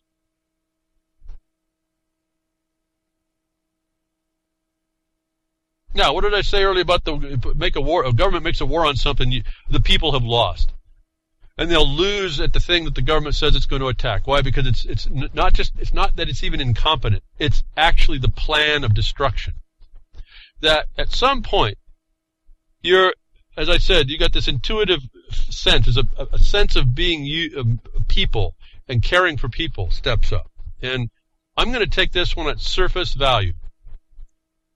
If nothing more, because it made me feel good to believe there's people in the world in positions of authority that can make the right decision, that will make the right decision, and that did make the right decision, that will give us the answer, that this could be the answer all over the country. And in a place that I would have been a little bit surprised, because it's the eastern pioneering police state, Massachusetts. Oregon's the western, and Massachusetts is the eastern pioneering police state. Their populations are just about the right to run tests on how government can control you. A lot of their stuff is tested on education and child services, although I can tell you Oregon's actually an implementer of the crime. But they tested some of the features in Massachusetts. This story was very interesting. If I could say heartwarming. I really felt good reading it. So I'm going to just do it that level. I'm not going to go research the underlying points. I'm going to take face value of what's going on here. Anybody that I talked to about it always had the first question, well, this is just to get them in. Well, they've kind of addressed that this was not just to get these people in. They're actually apparently doing some good, and they're the government. And more importantly, and more astonishingly, though not so in one regard, actually enforcing being peace officers. The cops actually have the right answer here, given this is the case and the truth. One city stopped arresting drug addicts, offers help instead, and it's working. Gloucester, Massachusetts is situated on the coast of Massachusetts. Gloucester claims to fame include its status as America's original seaport, as well as being a real-life location of which events for the movie The Perfect Storm were based. Now the small town has a new reason to be the center of attention. Its police have been granting complete amnesty to drug users who come to the station seeking help, even if they come bearing the remainder of their stash. Now, I've had everybody say, oh, yeah, but that was just to get them in. No, this goes on. They're doing, when you see what's happening, you see the action and the continued action. I think this is genuine. We all want to go to the other side. I'd prefer that we support this kind of issue. And I guess, like I said, I've never really been focused on drugs. Were never an option in my awareness throughout my life. I was always focused on other things. That those things got my attention, I guess, a lot more. And so I never really focused on it. But I've had friends who didn't. They focused on the drugs. And I can not at all appreciate at all, because I've never been into it, never used them, don't know what this is. But I can tell you, I can feel and listen and understand someone's pain that they're telling you. And I've had a couple of friends who got lost in heroin. And I believe exactly, if I couldn't feel, if I didn't know, I got as close as I could through their discussion of how hard it is to get off of heroin. And the talk about a private battle that it takes. That when I heard this story and heard what they're doing, and it helps that, and it does work. It works for my friends on their own without the help, and how the battle is to get help. But just the offering of help that actually was administered is a big deal here for these people. These are some very, talk about a monkey on your back. I don't know it, but from my friends I can tell you it's there, it's monstrous, and it's just not something you want to do. That this police chief, Leonard Campaniello, wrote a Facebook post, much like he normally did, but this particular post bemoaned 4 deaths to heroin and opiates in just 2 months for a city with less than 30,000 residents. Frustrated and without any forethought, Campanello added what would turn out to be a propitious statement to that post. Quote, "If you are a user of opiates or heroin, let us help you. We know you do not want this addiction. We have resources here in the city that can and will make a difference in your life. Do not become a statistic." Now, I can tell you the first couple sentences that were right there actually struck home with me, with my friends telling me how nasty this addiction is. And then this officer, this peace officer, offers his hand in help. The system of the city kind of coming together to help. The response was immediate and overwhelmingly positive, where one of Campanello's typical posts would collect perhaps a dozen likes. This post garnered 1,234 likes, and according to the Washington Post, more views than there were people in the city. Obviously, it hit the crux of the problem with a different approach that was sorely needed. And so here we have the different approach, folks. Why does the unqualified one get all heart-stopped over a few deaths on terrorism when the cops are killing more of us? Why did this cop come up and say, listen, we have to take a different tack. I'm tired. I care that people die. In this war on drugs, I care that people die on heroin, and we have the facility to stop that. And we're going to do that. Why didn't that come from the unqualified one? Here's what he says, and this was just a bigger point for me, because this is what has drawn people in to destroy their lives. He stated, "The war on drugs is over, and we lost.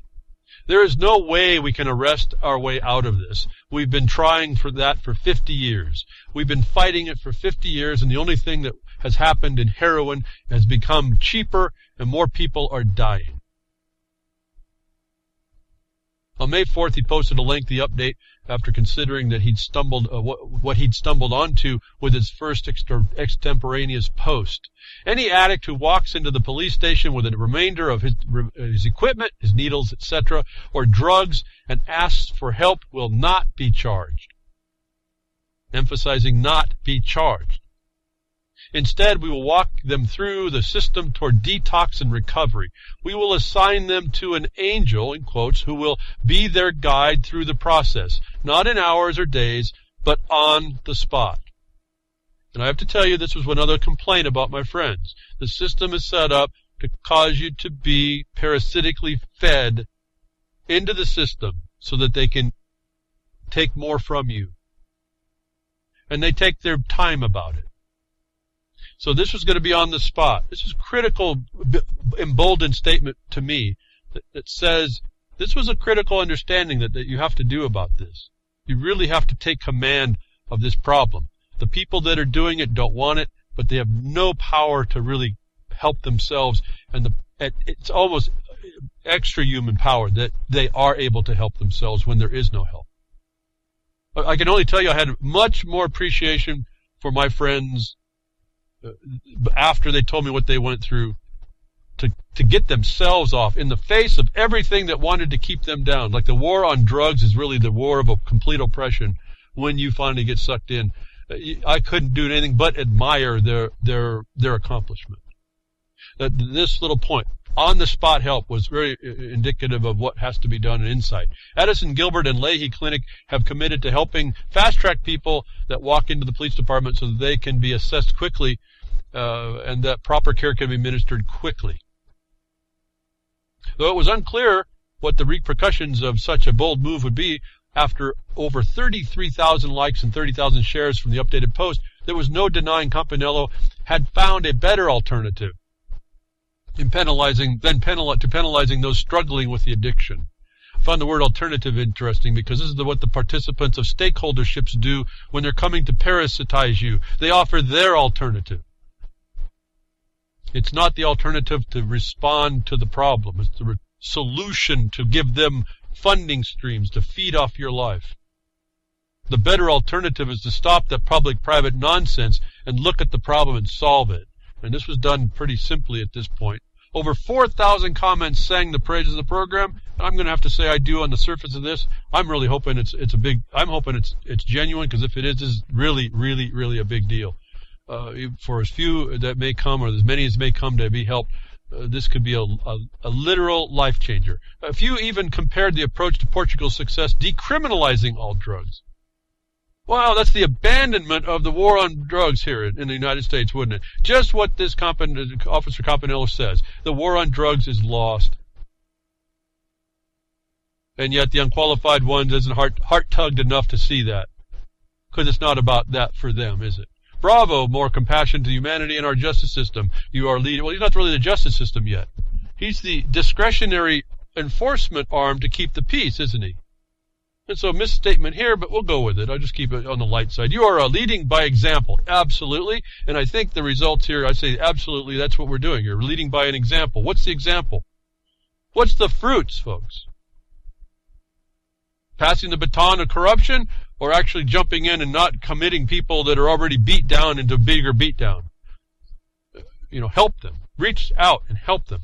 And continuing, I think that the results will validate your decision. And validate they have. Campanello said this week that over 100 addicts have already taken advantage of the opportunity. 1 in 6 have come from out of state, including a person who traveled all the way from California to ask for help. It's certainly a switch to see so many flock to the very police who in the past would have arrested and jailed every one of them. Let me get back to this thing. How bad is it, folks, that somebody, and how desirous is someone to get this gorilla off their back, to go from California to a wholly different state to get treatment, is what really touched me. That just epitomizes the depth of harm and hurt that these people are suffering under this addiction. All really fostered and encouraged by the war on poverty, war on drugs, the war on poverty as well, war on drugs. That we have to stop declaring war on everything as a government, and we have to start looking at each other in order to solve the problems that the society itself creates, that the society itself doesn't actually prepare us for, actually walks us into the problem. We have to have a new thought. It can't be the thought of those that in celebrity pass batons of false authorities, pass the baton of fraudulent representation as being good. However you put the word on it, it's a felony against people. Another point about this crime against us, and you see this guy, Campanello, has actually thrown off the fact they may not have this law that requires vetting for criminal, through the justice system, sentencing and filling the beds, that he's thrown that off. You see how quickly, like I said, I don't know. I'm hoping it's genuine. It sure sounds like it's genuine. They've hit a couple of very solid points that I think it would be genuine. He's got people coming from all over. Even outside, he's willing to take people in. That really made me feel good. And I looked at that is the example of what I thought we were as a people. Where did that go? And that went wherever we put it, and we need to pick that back up. These wars the government places on us, when you kick out that evil that you claim you're defending, it goes away. We have proof of that. Cocaine production plummets after DEA is kicked out of the Bolivia. If you didn't think the United States government isn't fostering and encouraging drug use and the drug business, and again, another revenue stream. After the United States Drug Enforcement Agency, DEA, was kicked out of Bolivia, the country was able to drastically reduce the amount of cocaine produced within its borders. According to data released by the United Nations, of all places, cocaine production in the country declined 11% in the past year, marking the 4th year in a row of steady decrease. So here's the United Nations showing this statistical change, when in fact, remember, you got the United Nations is on the supposedly on the good side. You always have the general on the other side doing the dastardly stuff. Give everybody a thing to do, give everybody a thing to point on. And the fact is, when you get rid of the criminal elements, the crime they're promoting goes away. So we have now, if you needed stuff, here's evidence, statistical evidence, and since everybody believes the UN is some neutral body, use it, folks. I'm not beyond using the stuff from their own statements, but when the United States government was moved out of the country, they stopped having cocaine production problems. They just stopped producing it. And then you want to think about Afghanistan, I think, and what's gone on over there. What are we doing in the world as a people, folks? To our own people as well. But instead, the government does its wrong thing. So where we have a stream of people stepping up and doing examples of the right thing, we have continually the people doing the wrong thing, the government doing the wrong thing, adults targeted as federal government prepares to track the unvaccinated. During the National Vaccine Advisory Committee February meeting, the American adults were put on notice by Big Brother that no non-compliance with federal vaccine recommendations will not be tolerated. Public officials have unveiled a new plan to launch a massive nationwide vaccination promotion campaign involving private business and nonprofit organizations to pressure all adults to comply with adult vaccination schedules approved by the Center for Disease Continuation, CDC. Let me get back to this thing. We talk about the public-private partnership. We talk about stakeholders all the time behind Woodshed. I try to point this out. I know in Jefferson Mining District we dealt with it. We have some organizations starting up to try and be the so-called voice for miners. It's all a fraud. It's a corruption. It's actually coming from gangrene out of the east. It's this same condition where they use a stakeholder authority, not authority. I shouldn't even use that word. Stakeholder provisions within the law to advance the agenda and ideology, which if you knew about it as a people, actually sit down and listen to what I'm telling you about this stuff, you'd realize that's one of the linchpins, Achilles' heels that they have. That this came out, you heard me say it, during the National Vaccine Advisory Committee's February meeting. Your mind ought to have said, oh, that's the FAC Act, the Federal Advisory Committee Act, advisory committee whose capacity is in advice to a particular agency, and its decisions are going to are the advice to the outcome of that agency to show you that when their promotion comes, their roadshow comes in, it is from an ideological condition that nobody outside of the stakeholders, only the partners and only those self-interested have made this decision, that you were not let into this hearing that was supposed to have. Your governments were not allowed to have a hearing where this advisory committee is advising the agency. And you hear it's only a promotion campaign. This is no direct action. But this is how they get you to, this is how they get standing and to get you to believe that they're doing things lawful, when in fact this is a felony. If you understood how this works. Nobody was asked about this. This opinion, this advisory council can only advise the agency on the outcome the agency has set as a goal or objective. It's a felony against all other rights. This is the condition and provision made in federal law that allows for this non-constitutional, this non-statutory, non-Republican form of government rules to come down on your head as law. And I hear crickets, even though we've been doing this for 4 years. If you want to read a little bit about it, go to Jefferson Mining District, right-hand side, click the rejection offer to the MMAC. We talk about the consensus-based product process right in there. It's just a couple pages. It brings up the FAC Act. It brings up who they're beholden to. And it brings up the fact that private property interests outside of that closed system are not represented, the outcome of which is a felony against your way of life. Now, for those of you taking notes, I just gave you a really powerful position if you just put it together and get into action. We could have something to go after this national adult immunization plan that they're ready to roll out and finalize. It's been finalized in a process that's going to affect the human environment, as they say, as NEPA. This is a major federal project and an action or plan that's required to go through NEPA, National Environmental Policy Act, the environment of which is divided into two parts. One's the natural environments and one's the so-called mankind's environment that you are a part of, that they never came to you to say. They never came to your governments. They never came to your representatives in the governmental capacity. They just do this on the administrative side. If you want to know why administrative laws are running you down, they've given provisions for them to do so, the notice of which you were supposed to engage with, the lack of consent of which on the record allows them the license to continue against you. It's pretty clear to me how they're taking us down. I do it right here in this one article, on and on. It's over and over. So while all of you are getting beat down, you've had the answers. They take that. The vested interest stakeholder, I even mentioned it here, the vested interest stakeholders and with no consumer representation, they're going to move against you.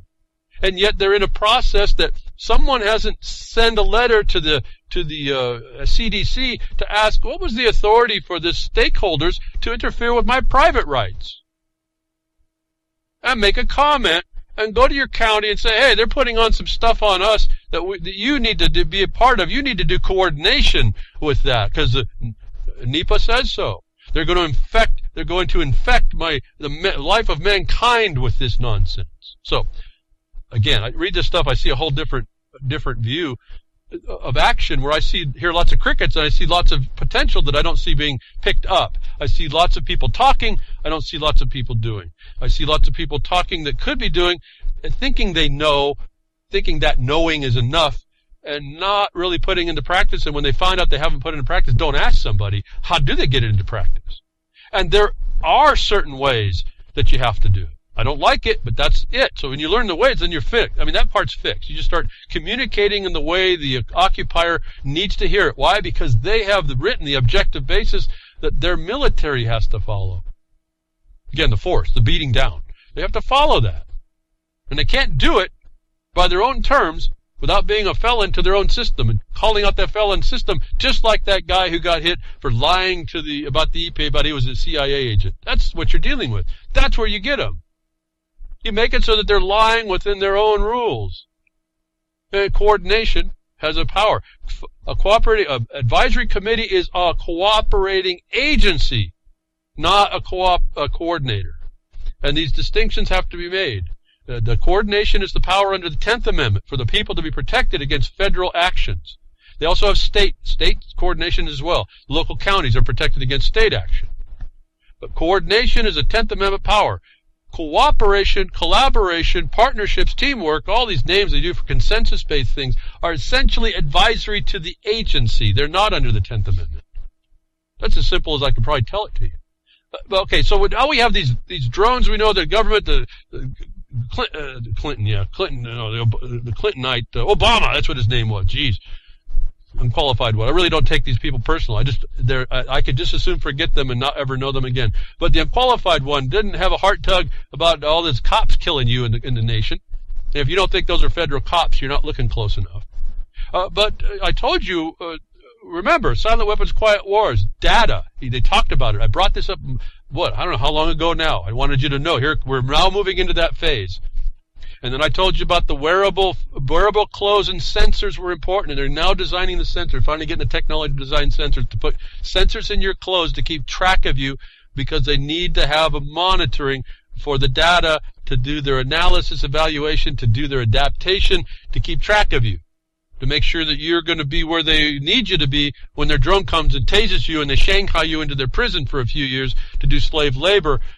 It's coming out that we talk about this execution squads, the military being involved, and the connection to all that. And here it is now, after I told you that Apple and Google and Levi were working on fabric to put the sensors and data stuff in your clothes, maybe even a taser or two in certain spots to keep you in the right going in the right direction. The Pentagon teams up with Apple, Boeing to develop wearable tech. If you didn't think that behind the woodshed, we can't see much, but we can see into the future. If you can't see this coming, folks, it's like this is not a surprise. This is just a confirmation. The Pentagon's been behind this. The Pentagon is the military imposing the system of world plunder that we can now see the baton passing to the Pope. All the control structure, it's not just those two. There's a major control structure. Again, the layers of the onion, the stinky, rotting onion are deep. Why I find The Onion as a website pretty funny, just on that standpoint. But the United States Defense Department, Secretary Ash Carter awarded $75 million on Friday to help the consortium of high-tech firms and researchers develop electronic systems packed with sensors flexible enough to be worn by soldiers or molded into the skin of a plane, drone, Carter said funding for the Obama administration's newest manufacturing institute would go to the Flex Tech Alliance, a consortium of 162 companies, universities, and other groups from Boeing, Apple, and Harvard to Advantest Akron Polymer Systems and Kalamazoo Valley Community College. I bet they'll love that money. The group will be work to advance the development of manufacture of so-called flexible hybrid electronics, which can be embedded with sensors and stretched, twisted, and bent to fit aircraft and other drones with tasers against you, wearing your flexible clothes with the same RFID stuff that it's tracking you down on and tasering just the signal that you put out. Or other platforms, the fence post, the light pole, the cash register, the garbage can. Twisted, is this twisted or what? The group will work in advanced development and manufacture of so-called flexible hybrid electronics, which can be embedded in sensors and stretched, twisted, and bent into fit aircraft or other platforms where they will be used. You can remain silent. Anything you say can and will be used against you is something you need to pay attention to when they tell you they will be using it. This is an emerging technology that takes advanced flexible materials for circuits, communication sensors, and powers, and combines them with thin silicon chips to ultimately products for the next generation of electronic products. As I keep bringing back the military connection and the data and silent weapons or quiet wars document, you're seeing it develop right here. And so, as I look over, really just glad I looked over just then, just coming to near it, that, again, we see the focus of morality now being really just immoral. And the baton moving from one celebrity to the next. The actual deed in the world of which these people do is contrary to your peace and welfare way of life. Not welfare, but way of life. That we see the evidence today that people still are in the control condition if we were to grab the baton ourselves, grab the actual baton of morality back. Remember, I told you this was in a foot race, and you don't know if you're in the front or last. I mean, sometimes I'm so far ahead, I think I'm so far behind, I'm looking I'm first. But you never know when the guy in front of you is going to get that leg cramp. But the baton of which being transferred to the Pope could be dropped if we just step in right here and shut it down. And I think it's something that we need to consider. That we have the power in the people to do things if we would just focus on what the real important things are and stop being divided by all this other nonsense. And the entertainment that they throw out to us. Whether now life has now become the first-person shooter video game or not. Well, thank you very much for tuning in today.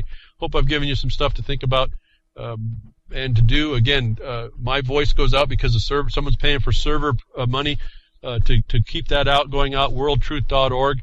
Become a member of the social network, like a Facebook without all the intrusion.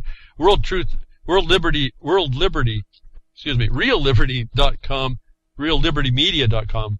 RealLibertyMedia.com is Grimner. Grimner's website, fantastic help that Grimmer is to allow me to have a place and shows, explains, and keeps the system running that I can do. UCY.tv, FM broadcast. If anybody can just go ahead and give what you can. Contributions, advice, help, or funds to keep the servers going. I'd appreciate it. I think they would too. Thanks so much. See you next week. Tech diffs willing.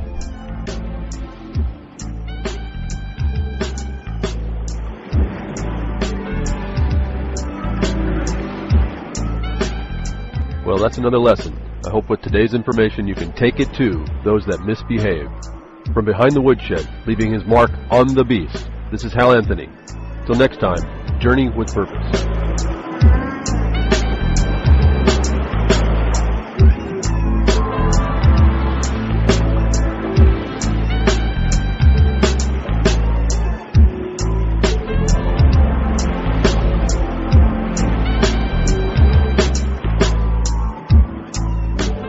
That's what opening up a can of whoop-ass feels like. Son, You just opened a whole case of whoop-ass.